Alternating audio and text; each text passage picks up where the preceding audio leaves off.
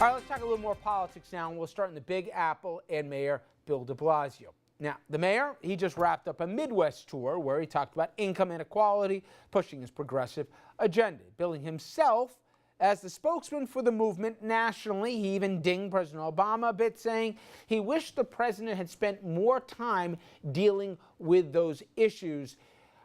I'm sorry, Dominic, is it fair to me to say maybe New Yorkers are going to wish that he spent more time in New York? Who nominated him the head of the progressive movement? I thought Elizabeth Warren, his secret friend here, right? I thought that was her headline, right? I mean, who made DeBlasio, after a year with a lot of challenges in New York, that he's got to spend the time basically touring the country and nominating himself as the head of the movement? The mayor has made a mistake. He jumped the gun a bit.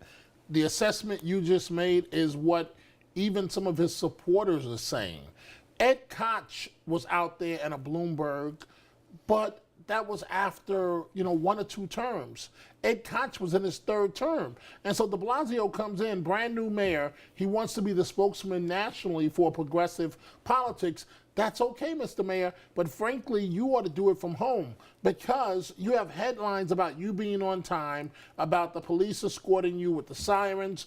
We can go on and on and on. Look at some of his poll numbers in terms of the white community is not supportive of his issues. Look at his relationship with the police. I could go on and on and on and on. Clean up your own home, Mr. Mayor, before you go national. Dominic, you know I love you, right? you know I love you, right? You just dominate them. But come on. I mean, look, do I think he's making a tactical error in trying to position himself as the progressive champion in the country? Yeah, I think he probably is. But he's entitled to go to Iowa and make a speech if he wants to. Otherwise, how far into his term would it be okay? How high do his numbers have to be? I don't recall New York City burning to the ground over the last couple of days while he was in Iowa. Did you say the same thing, Andrew, about when Chris Christie was making, incessant stops here 4 years ago? You're talking incessant stops all over the country, stumping for Republican candidates and then as the RGA chairman and now running for president. DeBlasio was there in Iowa for what, 2 days? Oh, it's more than that. You know that. He was down in D.C. before. Yeah, as the mayor of New York, lobbying on behalf of the city. Progressive community. First of all, he's not the spokesman of the progressive community. He thinks he is. He's trying to position himself the same way that any politician tries to position themselves for any future office. But isn't there a little bit of the risk of Christie in that, not just overexposure, but the first time something goes south, he hasn't built up enough equity here in New York City for people to say, "I'll cut him a little slack." We had problems with the storms. We had problems with he can't be on time here. He had problems with just all the optics in the communication department that was a fiasco for the better part of his first year. I'm only saying, isn't he jumping the gun here? He's probably jumping the gun a little bit, and again, from a tactical standpoint, but lighten up on the mayor a little bit. And now he's not endorsing Hillary like, who was he? He had trouble King with the Bill? storm. The Upper East Side didn't get plowed immediately on his first snowstorm. Okay, he had the trouble with the police was, if you want to say he made a tactical error, that's fine. But most people, I think, feel like that was the police union's mistake. But Andrew, there's talk of this guy being a one-term mayor. Democrats are almost openly talking about challenging him.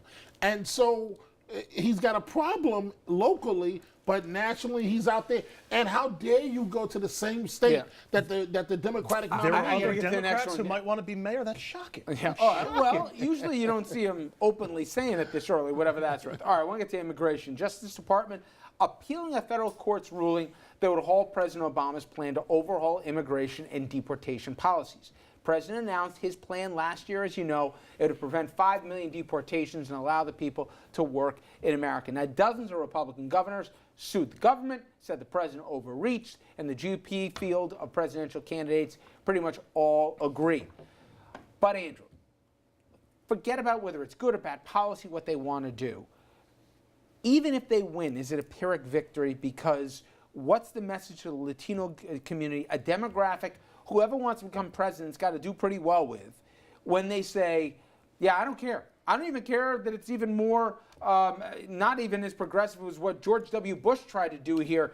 We don't want it. I'm going to channel my inner Brodsky. It will be a Pyrrhic victory, but not for the reasons you think it will be. They'll be inoculated to a certain degree because it's from a judge, and they'll be able to say the judge ruled that the president overstepped his bounds, and that's the job of Congress. And if they leave it there, that's fine. But of course, they're not going to leave it there, and they're going to start their own opposition to immigration reform, and they're going to explain 9 ways to Sunday about why it's amnesty and how people are sneaking across the border to become anchor citizens or whatever the case may be. And at that point, they'll overplay their hand. And I mean, they're already running the risk of losing a generation of Latino voters in this country. It could be, it could be several You generations agree here of that Latino if they were voters. smart, they'd just leave this thing alone and say, oh, we thought the president overreached, but they're pushing it and pushing it. Even if they win, I don't know what they win. They don't win at the end of the day, but neither does President Obama.